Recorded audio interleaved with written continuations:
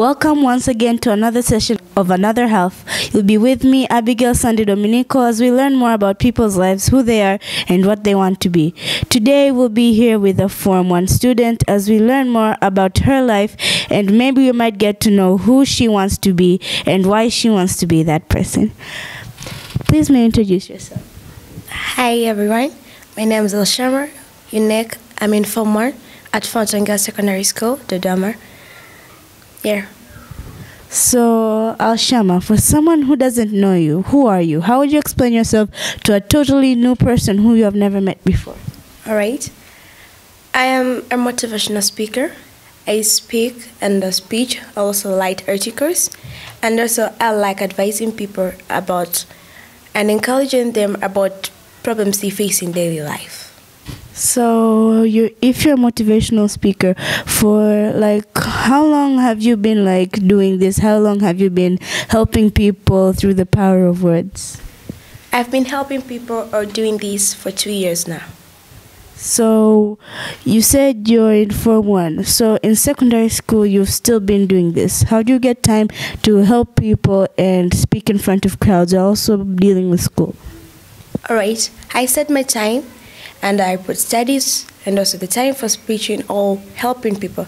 Sometimes you find it's just an incident that you have to help a person and advise about something. So it's just handling myself and putting what I have to do in something else. So you have to manage yourself in what to do at what time. So who inspired you to become a motivational speaker? Because dreams don't just come out of nowhere and ideas don't come out of nowhere, because a lot of people need help. Was it the need to help people, or was it someone? It was my mom, because I used to help people without knowing myself that I'm a motivational speaker. So after my mom told me that you can do this and you're a motivational speaker, that's what inspired me to keep on with my motivational speech. So your mom inspired you that you can help people by talking to them and through the power of speech? Yeah, she's the one. So is there anyone else who inspired you to do that, or was it only your mom? Also my sis, she inspired me to do it, and my dad. But the one who really influenced me each and every time is my mom. Okay, so in your motivational speeches, do you specify on one thing, for example, on helping people? You help people, but exactly you haven't specified what kind of people who need guidance or people who feel neglected in the society. I usually help people. And there are a lot of groups of people, maybe elderlies and those youth, especially girls, because they do face a lot of challenges in their lives. So I usually stick helping girls and youth.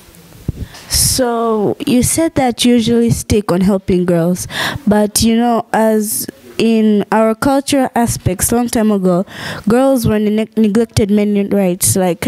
Sometimes a girl wasn't allowed to get any privileges compared to males. What do you have to say for that, and what do you think is the development of that in our nation? It's because education has now got a big priority, so girls too are educated about it. So whenever a girl is maybe neglected or humiliated, she knows how to defend herself. So I usually give them knowledge of that they have the strength of speaking out and being strong before them. Okay, you sound like a really good person who helps a lot of people. So if we step out of your life nowadays, who do you want to be in the future? I want to be a great doctor, specialized in bones, our skeleton and also operation. So what made you think that I want to be a doctor? Is it that you're good at the subjects that need you to become a doctor, or is it just that you have someone who told you should be a doctor, or is it your own decision that you want to be a doctor? It was my decision, but also I like helping people. Another thing is that my mom is a nurse. So because of that, when I used to see her, I was inspired to be a doctor. Yeah. So, if things don't turn out and you don't become a doctor, what plans do you have for that? if things don't turn out like that, I would like to be a designer. Okay, so why a designer? Why not anything else? Because that's my passion. I like designing. And since I was young, I've been designing, and my mom is also a designer. Okay, so your mom is a nurse and a designer. Yeah. So if we step down from the future, let's come back to now. Any talents, any or hobbies that you like to do? All right, I like reading storybooks, and most of the time reading a lot of books which speak about people who have done great in the world, like Sarah Robert Jakes. She's among the people I like. So whenever I read those storybooks, that's my hobby. So I get a lot of prior knowledge about the life. So from reading books, you'll get to learn about more great people. So reading books is your hobby, but you haven't answered my question about talents. All right, my talent, I like singing, and also I like maybe having fun with people. That's joking. I'm a comedian, not most of the time, but I like singing. Okay, so you like singing, you like being a comedian, and also you're a motivational speaker. How, like, you told me you match, like, sometimes it's an incident when someone needs help and you have to match that with school. But it seems like you have a lot going on in your life. Sometimes is it like over, and how do you like learn to manage it? Because as you said, once again, you're a Form 1 pupil, and through all the things you have mentioned, it sounds like you have to study hard by trying to be a doctor and also help people, and also at the same time get time to spend with your friends and have fun. So how do you manage all of this? Because you have answered my question on how to manage education and motivational speaking, but what about the rest?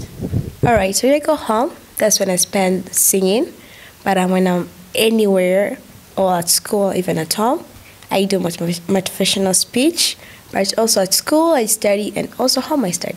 So that's how I manage all the things I like to do. So you manage them by setting priorities at the right place? Yes. So for example, you said you help girls. Is there any specific person who you have helped, or a specific situation? Yes, I have ever. And now it's a lot of people. Sometimes you find girls when they're discouraged, they end up crying. But I usually tell them crying is not a solution, but crying is showing that you're weak. So I have told a lot of girls, and I have helped a lot of girls. But the girl who I've seen that my help in her life has changed her life is my friend of mine. She's in a lower class, but she faced difficulties because she was studying in a government school, so she neglected herself. But I helped her, but now she's perfect. So what do you have to say for all those other people out there, for all the viewers today? What is your piece of advice to them, and what do you want to recommend to all the viewers? I like to tell them they have to live them and be them. Because whenever you live somebody else, maybe you live somebody else's dream, you want to be somebody else. You might find yourself not being what you want, because you were born to fulfill what you have in you. Everyone in the world is gifted, so they have to live them and be them. Don't be somebody else. Always appreciate yourself. Doesn't matter you have maybe a weakness, but make your weakness your strength. And always never show your enemies your weakness. That's all. Thank you. You have answered the questions very well, and it's been a nice time with you. And there we have it. We've been here and we've answered many questions about motivational speaking, about how to manage time. And also, for all of you out there, be yourself. Stop trying to be someone else, because inside you can be who you are, and that is the better in you. So thank you. Here you've been with me, Abigail Sandy Dominico, and we've talked about a lot of things. I hope that this video goes to change a lot of people's lives as you listen and watch. Thank you very much.